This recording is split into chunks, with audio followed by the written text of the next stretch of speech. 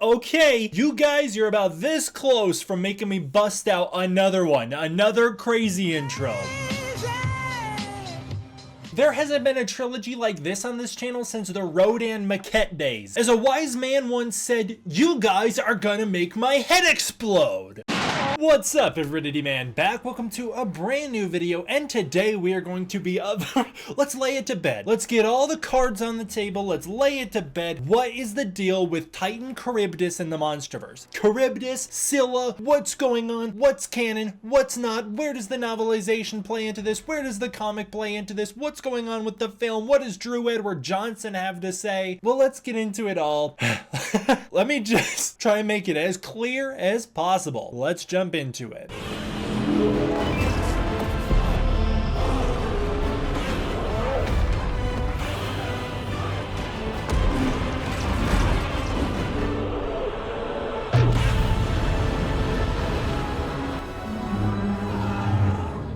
Hey, before we get into this massive discussion, we've got a lot to go through here. Please subscribe and like this video. Subscribe now. We are kicking so much butt, on the way to 101,000 subscribers. I cannot believe how fast the channel's growing. Keep up that momentum by subscribing today. All right, let's get into it. We got a lot to go through. So a couple weeks ago, I made a video which I thought was just a harmless, innocent Godzilla news roundup where I was talking about the MonsterVerse, covering some information from like August to October of 2024. In it, I discussed a VFX interview, which had a very interesting thing at the end of the VFX interview. For some reason, in this interview done with VFXVoice.com, Paul Franklin, the visual effects supervisor for Godzilla Kong the New Empire over at DNEG, refers to Scylla as Charybdis. In my initial video, I speculated about the fact that maybe early in development there was going to be a different Titan in the fight scene in Rome that was going to be this Titan Charybdis, and they replaced it with Scylla later into production. This is not the first time that's happened with Godzilla Kong the New Empire, as the character Phosphora was supposed to be in the place of Mothra, and they replaced it with Mothra incredibly late, so late that they test screened the movie with the other Titan. This test screen received negative feedback in relation to Phosphora, and so they swapped it out for Mothra because it's a more recognizable character, and that's the one Adam Wingard wanted in the first place. So I thought maybe something similar happened here. Well, in the comments on that video, Spencer Cook, who was the senior animation supervisor over at NPC for Godzilla King of the Monsters and the animation supervisor over at DNEG for Godzilla Kong the New Empire, responded to the video giving clarification, explaining exactly what was happening and that I wasn't exactly right. The Titan in Godzilla Kong the New Empire is Charybdis. At least that was the point. That was the original intention, and it was retconned to Scylla. I just saved you the rest of the video. That's the whole thing. I'll go through some more evidence, and I'll discuss the novelization and all the canon and some comments made by Drew Edward Johnson here in a second, but that's it. For some reason, this erupted like a civil war in the fan base, mostly because people are just totally misquoting me. Like, a lot of people are reporting that I broke the news that the Titan in the New Empire is Charybdis, not Scylla, a member of Scylla's species. And yes, that is certainly what I was discussing, because that was the original intent of the character in the New Empire, but obviously I acknowledge in that video that they retconned it to be Scylla. I don't know if it's just that people didn't stick around the video long enough to find that out, or if it was because people only saw the title, the thumbnail or whatever, and then just took it and ran with it and were incorrectly reporting it, throwing me under a bus that shouldn't be thrown at me. I don't know. But what I do know is that people were losing their minds. There was a huge war going on Twitter, on Reddit, arguing all day long about how I'm the scum of the earth. I saw this dude on Reddit saying that the less people like D-Man in this fandom, the better we are. What are you gonna do? Put me in a rocket and jettison me to space like I'm Gamera? What are you talking about? Now, I'll admit to one mistake here. My biggest flaw is that the title and thumbnail of my video should have said this was Charybdis confirmed, not saying this is Charybdis confirmed. The goal, sure, it was to sensationalize the topic, but it wasn't to clickbait. That wasn't my original intention. My intention truly was to say, like, hey, this Titan, the one you see in Godzilla Kong the New Empire, it is Charybdis. This is what Charybdis was designed as, right? So as we'll talk about here in a second, I'll go back over Spencer Cook's comments. As we'll talk about in a second, the Titan in the New Empire was supposed to be differentiated from Scylla from Godzilla King of the Monsters. It is Charybdis and was retconned to be Scylla. Everybody acknowledges that it's Scylla. Please leave Spencer Cook alone about that. He also acknowledges that they have retconned it to be Scylla. I don't know why that's such a hard concept for people to wrap their heads around. Like, it is Charybdis, it was retconned to be Scylla. So I guess my bad for not using past tense. I just thought that the present tense still would apply there, but I'll tell you what, this fan base needs less people like me. We need less scum like D-Man in the fan base. Hey man, I've been called way worse by way better people.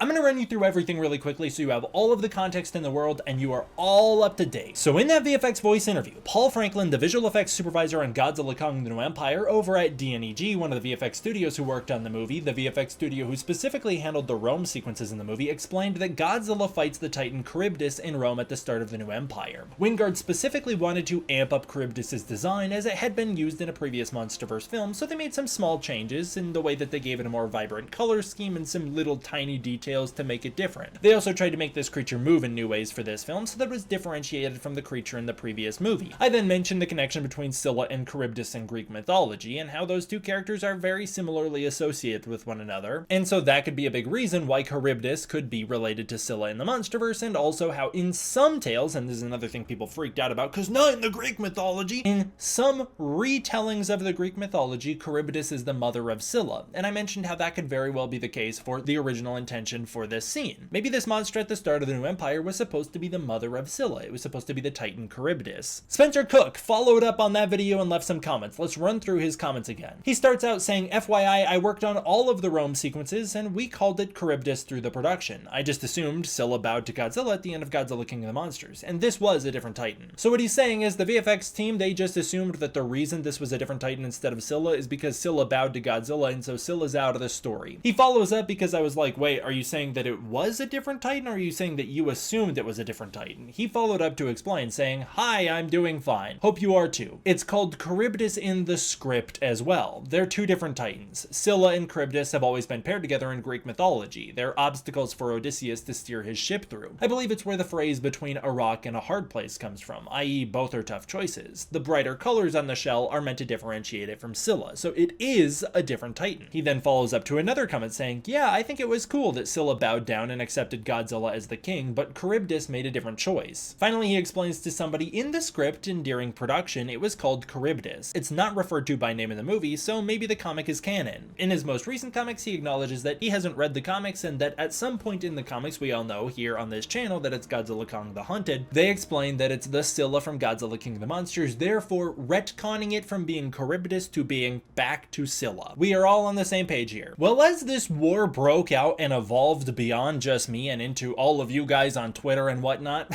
a lot of people were using a lot of different arguments to try and prove their point, as a lot of people are rooted in the belief that the Titan in the New Empire isn't Scylla, it is still Charybdis. A lot of people want to cling to that, maybe because they want to believe Scylla's still alive. At the end of my last video on this topic, I discussed how in canon you could make the argument that Bernie Hayes being the only one who identifies the Titan as Scylla and nobody else calling it Scylla could imply that maybe Bernie's wrong and they could always bring Scylla back in a later movie, re-retconning this Titan into Charybdis as originally intended. And if you're like, that's crazy, that is such a crazy thing, why would they retcon something like that? Well, then you're not very up to date on the MonsterVerse. It is full of retcons. So of course they could just go, and it was a different Titan, and then they could bring Scylla back from King of the Monsters later and be like, hey look. Now I explained that I don't think that'll happen because it'll make the Haya Scylla toy no longer a Scylla toy and now a Charybdis toy, and some people might feel cheated by that. So that's probably why they won't do that, but I was just saying it could happen and that'd be fine by me. Maybe not you, but by me, I'd be totally chill with that. Anyways, a lot of people were arguing that remember the rumors about Godzilla Kong: The New Empire. Rumors after the early test screenings for GXK were that a spider-like creature fights Godzilla in Rome. Well, wait a minute. Maybe it was a different spider creature and it was originally Charybdis that fought Godzilla. Here's my thoughts on that. We have no clue where the VFX were at the time of the test screenings, but they were unfinished. The VFX for GXK, they were unfinished at the time of the test screening, so it's very possible the spider creature just wasn't fully rendered and detailed yet, and it was always the Scylla model. Also, the creature in GXK is never named, so let's assume the person who was leaking information from the test screenings wasn't the biggest Godzilla fan. They're not gonna know it was Scylla from Godzilla King of the Monsters. They're gonna see a big spider and go, oh, it's just a big spider creature, you know? The name Charybdis actually was floating around the time of those test screenings, so it had to come from somewhere, right? So maybe in the early drafts of the movie somebody says it, who knows? I doubt it though. But my point is, we don't know where the VFX were in that process, and to the normie eye, Scylla looks like a big spider. So it could have been the same exact model, the same Charybdis model that is used in the New Empire that they were referring to as just a big spider. A lot of other people have pointed to the storyboards for the New Empire. If you look at the storyboards for the New Empire, you'll see Godzilla fights a big old spider in Rome. Actually, some of these storyboards are so beautiful, I wish some of these shots made it into the final movie. I actually think this spider titan looks more like an ant personally, but also I think that is Scylla. A lot of people are pointing to it saying maybe it was supposed to be Abaddon, which is a spider titan. Abaddon was designed after the New Empire. The concept art that came out recently, or that people have recently discovered from Godzilla King of the Monsters of a giant spider attacking a city, is rumored to have been Kumonga. They changed Kumonga to Scylla in Godzilla King of the Monsters so that they didn't have to license Kumonga.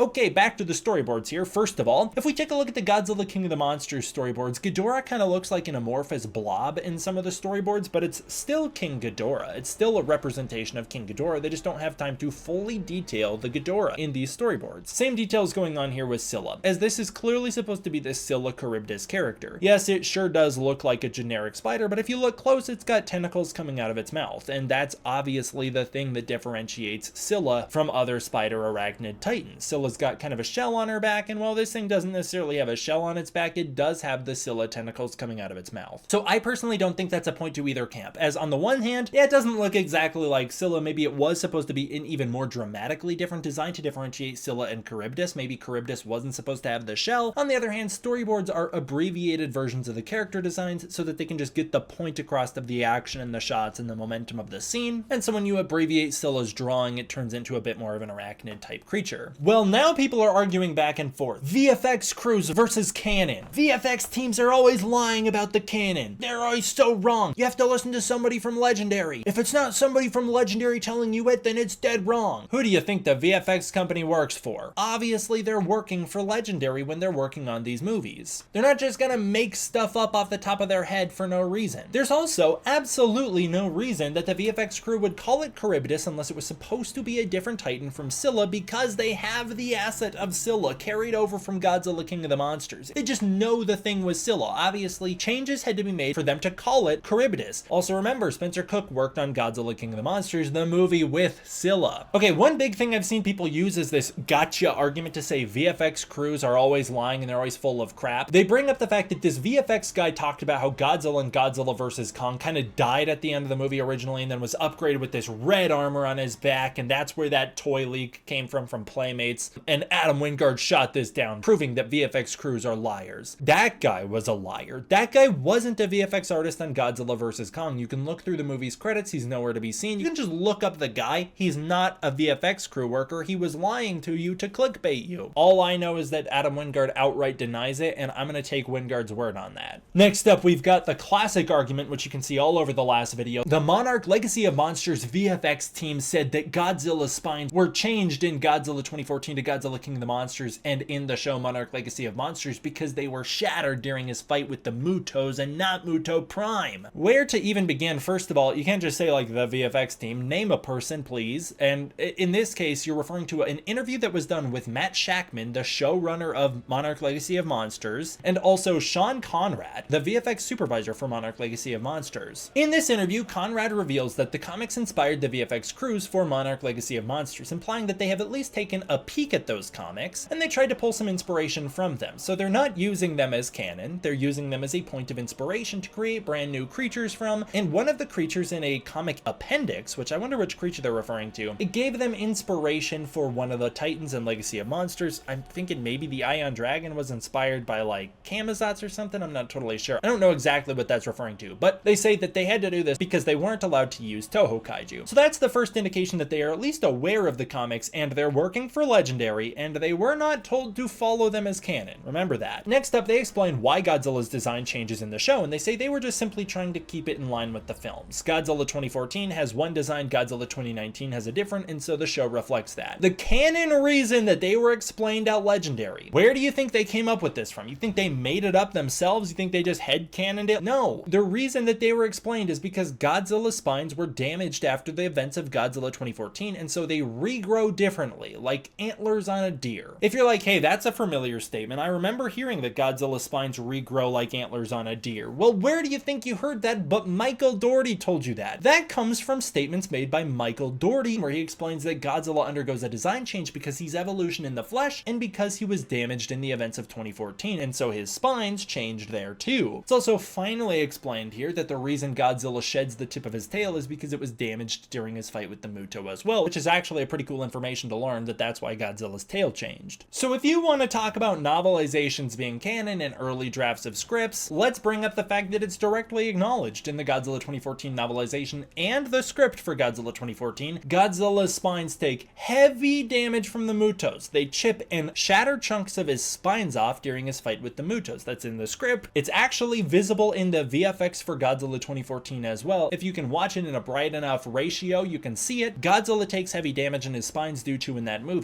Muto Prime was made up after the fact. That was made up to sell a comic book leading into Godzilla King of the Monsters. Godzilla Aftershock came after the fact. That's the reason it's never referenced in Godzilla King of the Monsters. That's the reason there's no Easter eggs to Muto Prime. And yes, Michael Dougherty acknowledged that he feels Godzilla Aftershock is canon, and he also acknowledged that he stands by the novelization for Godzilla King of the Monsters as canon. So why are we playing favoritism, saying that one filmmaker's word is more valuable than others? If we're gonna do that, let's acknowledge this true fact. Gareth Edwards did not acknowledge the comics or novelization as canon, neither did Jordan Vogt Roberts, neither did Adam Wingard, and Grant Spatore hasn't weighed in yet. Michael Dougherty is the only MonsterVerse filmmaker who acknowledged his comic and novelization as canon, which is why I view those two on a higher pedestal than I view the rest of the expanded MonsterVerse. You know what other filmmakers work on the MonsterVerse? Matt Shakman. Matt Shakman, who openly admits that he didn't really take much inspiration from the comics. I mean, they pulled some things here and there, like Lee Shaw was a sort of adaptation of a comic character, but they didn't stick to the comics too strictly, and they didn't feel the need to stick to those guidelines, just the movies. You know who acknowledges Monarch Legacy of Monsters as canon? The filmmakers of the MonsterVerse, like Michael Dougherty, who worked on Monarch Legacy of Monsters early on and still has credits in the opening credits for that show, and Adam Wingard, who mentioned it in interviews. So now let's get to Greg Keyes. I don't totally understand what the need here was, but Riveting Tale Bro, which is a pretty awesome name, reached out to Greg Keyes basically being like, what's going on with this Charybdis situation? Are the VFX guys lying? Greg Keyes, the writer of the novelizations King of the Monsters and Onward, gives his thoughts here, stating, I've heard that floating around the internet, but never from anyone at Legendary. So he's not denying it, he's saying he's never heard it. He says the first version of the script I saw had Scylla, so that's a pretty late version of the script in this case. He says, what I can say is that the Titan Godzilla kills in Rome is the same Scylla we saw in Godzilla King of the Monsters and in the Godzilla graphic novels Dominion and The Hunted. This is made really clear in the novelization of GXK. There may indeed have been an early plan to make this Charybdis instead of Scylla. If so, that would have been before I was involved. I don't know anything about it. You can quote me, but please use the entire quote. Well, I got you, Greg Keyes. That's the full quote. I don't know what that was supposed to be a gotcha for, and I've seen some people being like, Legendary denied this. You're referring to this Greg Keyes interview, and Greg Keyes does not deny this. What he simply says is, canonically, they changed it from being Charybdis to Scylla. That's what he's saying. So for those of you who don't know, Greg Keyes is a great writer. I really like the Godzilla King of the Monsters novelization. It was the one that had the most influence from the director at hand of that MonsterVerse movie. It's also one of the reasons that I feel that later novelizations don't simply hold up as well as that first one did. They've kind of gone back to the way that they were in Godzilla 2014 and Kong Skull Island, where it's like, they're too different. They make too much lore up on their own that contradicts with the films, or that is later contradicted by the films for me to stand by them in full. I still appreciate what they're trying to do. So Greg Keyes does not write the films, nor does he make the films, nor does he have any influence over what is canon in the films. And just because Greg Keyes says something is canon today doesn't mean that the next film won't retcon it later. If the showrunner of Monarch Legacy of Monsters doesn't get to dictate what's canon, then neither does Greg Keyes. It's all just a hodgepodge of he said, she said, which is why I get really frustrated with the expanded material in the MonsterVerse. This is why the novelizations are so often contradicted by the films themselves, and why they never get any mentions in the movies, because they are a separate but parallel timeline. Now, it's also important to note that Greg Keyes gets to work on these novelizations pretty close to when the scripts are finished for the films. Now, why? Why not early on? Why not before the scripts are finished? Well, in some instances, it's because you'll wind up with things like Godzilla Awakening, which is so horribly integrated into the MonsterVerse that it was retconned from canon immediately, or the Godzilla 2014 novelization, Kong Skull Island novelization, which make too many big changes from the final films to really be considered as anything but just fun little looks at an alternate version of that story. It's also because the number of rewrites on these movies, the number of last-minute changes and edits make it so that it would be pretty impossible to get to work any earlier than he does, because if he gets to work before the film is near completion, he'll wind up writing a story about how the Orca Z brought the Titans into Hollow Earth through a portal on Skull Island. A volcano then erupts on Skull Island, and it destroys the island. You know, that was supposed to be in Godzilla vs. Kong, and it wasn't. That all got changed. It's not in the novelization either, which means he got to work on the novelization pretty late in. The fact that he doesn't work on finished versions of the script is what people use as a gotcha, because some scenes are included in the novelizations that didn't make the final cuts of the films, but those are still things that were included in pretty much the final drafts of the scripts. So anyways, Keyes confirms that the Scylla in Godzilla Kong the New Empire is the Scylla from King of the Monsters. That's fantastic. I haven't denied that once, and neither have the VFX supervisors. What the VFX supervisors stated was that the script for the New Empire, the VFX process for the New Empire, and into the edit for the New Empire, the thing was Charybdis instead of Scylla. Let me leave you with this final note on canon, because I just used to get so into the extended lore of the MonsterVerse. Like you guys know, I was in love with the King of the Monsters novelization, I was in love with Godzilla Aftershock, I was in love with the deeper MonsterVerse, and it really fell apart the longer the MonsterVerse went on, and it's because I realized a true fact that so many of you hate to confront. People like Greg Keyes will always claim the novelizations are canon, and people like the legendary social media accounts will always say the same, and it's because they want you to buy them. If they don't say that, you won't buy them. If they say, hey, check out this fun little story about Lee Shaw going on an adventure in the new MonsterVerse comic that was announced, or what is Titan Doug up to?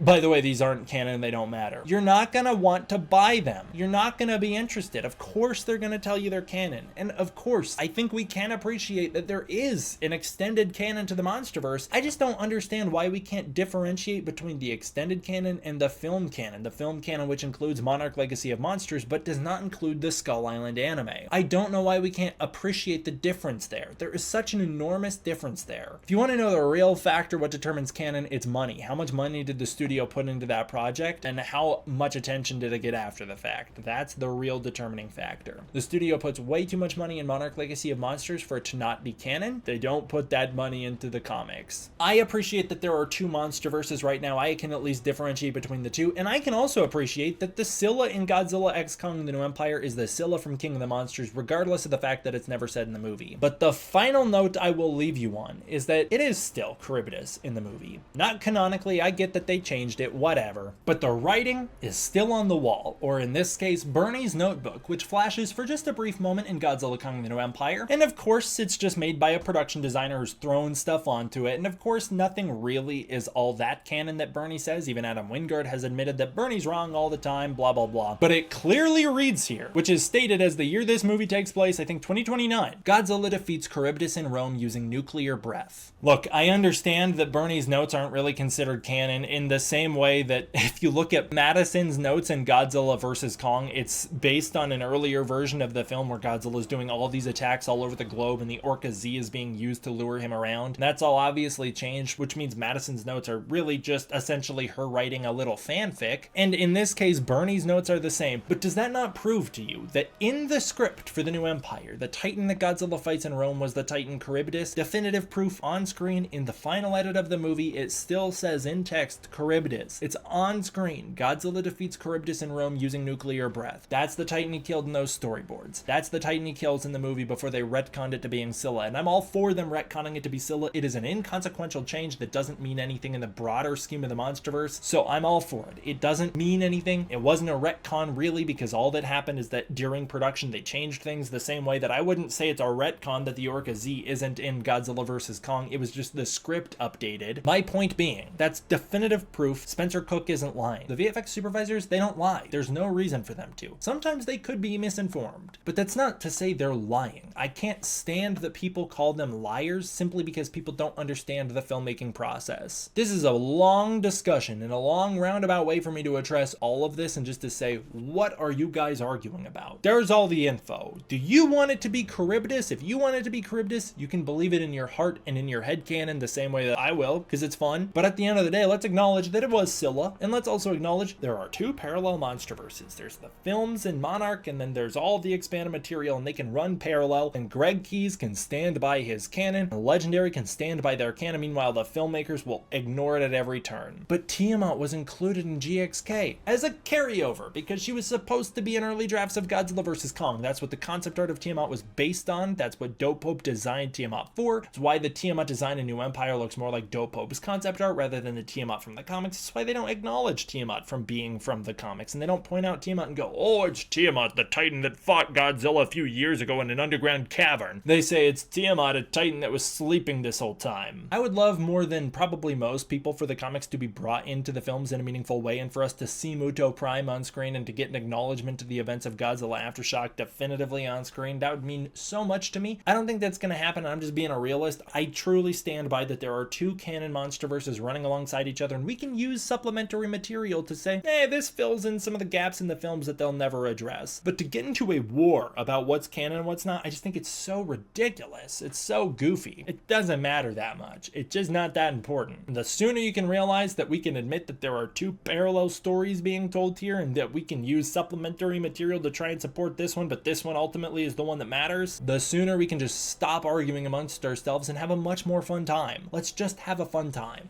Wow, that was a long one. Big thank you to my patrons over on Patreon. It is through the support of the patrons that I'm able to continue to make videos like this for you. If you want to support the Patreon, you can use the link in the description below, where you can get early access to content, access to the Discord community, and more. If that's not your thing, please consider joining as a channel member. I'd really appreciate it. Thank you guys all for watching. I hope you enjoyed. I will see you all next time for the next one. D-Man out.